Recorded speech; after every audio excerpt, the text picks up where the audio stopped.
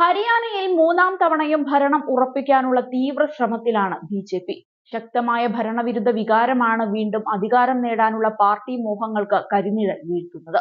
ഈ സാഹചര്യത്തിൽ തന്ത്രം മാറ്റി വിജയം ഉറപ്പാക്കാനുള്ള നീക്കങ്ങളാണ് പാർട്ടി നടത്തുന്നത്. പ്രധാനമായും 3 കാര്യങ്ങളിലൂന്നിയാണ് ബി.ജെ.പി. പ്രചരണം നടത്തുന്നത്. കഴിഞ്ഞ ലോക്സഭാ തിരഞ്ഞെടുപ്പിലും നിയമസഭാ തിരഞ്ഞെടുപ്പിലും ഗ്രാമീണ മേഖലയിൽ വലിയ മുന്നേറ്റമുണ്ടാക്കാൻ ബി.ജെ.പിക്ക് സാധിച്ചിരുന്നില്ല.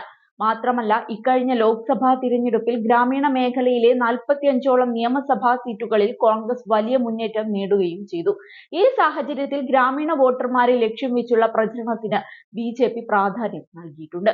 ഇതിനായി ആർ.എസ്.എസിന്റെ പിന്തുണയും നേതൃത്വം നേടിയെടുത്തിരുന്നു. ലോക്സഭാ തിരഞ്ഞെടുപ്പിൽ ആർ.എസ്.എസ് ബി.ജെ.പിക്ക് വേണ്ടി പ്രചരണ രംഗത്തുണ്ടായിരുന്നില്ല. സർക്കാരിന്റെ പ്രവർത്തനത്തിൽ അതൃപ്തി പ്രകടിപ്പിച്ചായിരുന്നു നേതൃത്വം വിട്ടുനിന്നത്.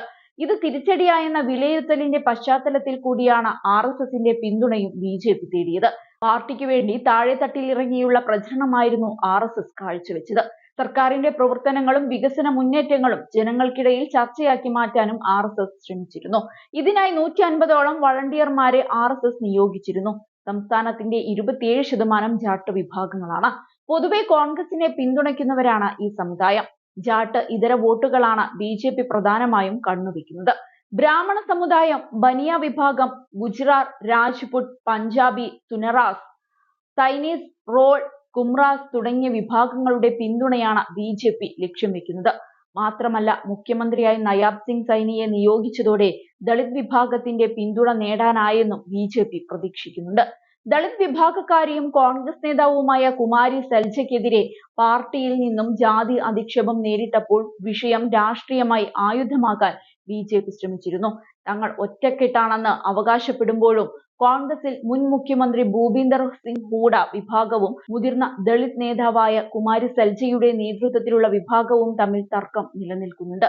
സ്ഥാനാർത്ഥി നിർണയത്തിൽ ഹൂഡ ക്യാമ്പിന് കൂടുതൽ സീറ്റുകൾ ലഭിച്ചത് സെൽജയെ ചൊടിപ്പിച്ചിരുന്നു. ഇതോടെ തിരഞ്ഞെടുപ്പ് പ്രചരണങ്ങളിൽ നിന്നെല്ലാം അവർ വിട്ടുനിന്നു. എന്നാൽ പിന്നീട് ദേശീയ നേതൃത്വം ഇടപെട്ടാണ് സെൽജയെ അനുനയിപ്പിച്ചത്. കോൺഗ്രസ് ക്യാമ്പിലേക്ക് മടങ്ങിയെത്തിയെങ്കിലും സെൽജയ്ക്കും അനുയായികൾക്കും ഉള്ളിലുണ്ടായ മുറിവ് ഉണങ്ങിയിട്ടില്ലെന്നാണ് ബി.ജെ.പി. നേതൃത്വം കരുതുന്നത്. ഇതെല്ലാം ഗുണം ചെയ്താൽ ഭരണ തുടർച്ച സാധ്യമാകുമെന്നാണ് നേതൃത്വത്തിന്റെ പ്രതീക്ഷയും. അതേസമയം ബി.ജെ.പിയിൽ മുഖ്യമന്ത്രി കസേരയെ ചൊല്ലി ഇവിടെ നേരത്തെ തന്നെ തർക്കം തുടങ്ങിയിരുന്നു. മുഖ്യമന്ത്രി സ്ഥാനത്തേക്ക് കൂടുതൽ പേർ അവകാശം ഉന്നയിച്ച് രംഗത്തെത്തിയതാണ് പ്രതിസന്ധിക്ക് കാരണമായത്. മുതിർന്ന നേതാവായ അനിൽ വിജ്, കേന്ദ്രമന്ത്രി റാവോ ഇന്ദ്രജിത് സിംഗ് എന്നിവരാണ് ആവശ്യമായി രംഗത്തെത്തിയത്. പാർട്ടിയിലെ മുതിർന്ന നേതാവാണ് താനെന്നും 6 തവണ എം.എൽ.എ. ആയ തന്നെ മുഖ്യമന്ത്രി സ്ഥാനത്തേക്ക് പരിഗണിക്കണമെന്നുമാണ് അനിൽ വിജ് ആവശ്യപ്പെട്ടത്. തന്നെ മുഖ്യമന്ത്രിയായി കാണാൻ ജനങ്ങൾ ആഗ്രഹിക്കുന്നുണ്ടെന്നായിരുന്നു ഇന്ദ്രജിത് സിംഗ് പറഞ്ഞത്. എന്നാൽ നേതാക്കളുടെ ആവശ്യങ്ങൾ തള്ളുകയാണ് സംസ്ഥാനത്തിന്റെ ചുമതലയുള്ള ധർമ്മേന്ദ്ര പ്രധാൻ. ഒക്ടോബർ 5-ന് നടക്കാനിരിക്കുന്ന നിയമസഭാ തിരഞ്ഞെടുപ്പിൽ പാർട്ടി വിജയിച്ചാൽ മുഖ്യമന്ത്രി സ്ഥാനത്തേക്ക് അമിത്ഷാ കണ്ടെത്തിയ നയാബ് സിംഗ് സൈനിയെ തന്നെ തിരഞ്ഞെടുക്കുമെന്നാണ് പ്രധാൻ പറഞ്ഞത്. ഏതായാലും തിരഞ്ഞെടുപ്പ് അടുക്കുമ്പോൾ കടുത്ത പ്രതിസന്ധിയിലൂടെയാണ് ബി.ജെ.പി. കടന്നുപോകുന്നത്.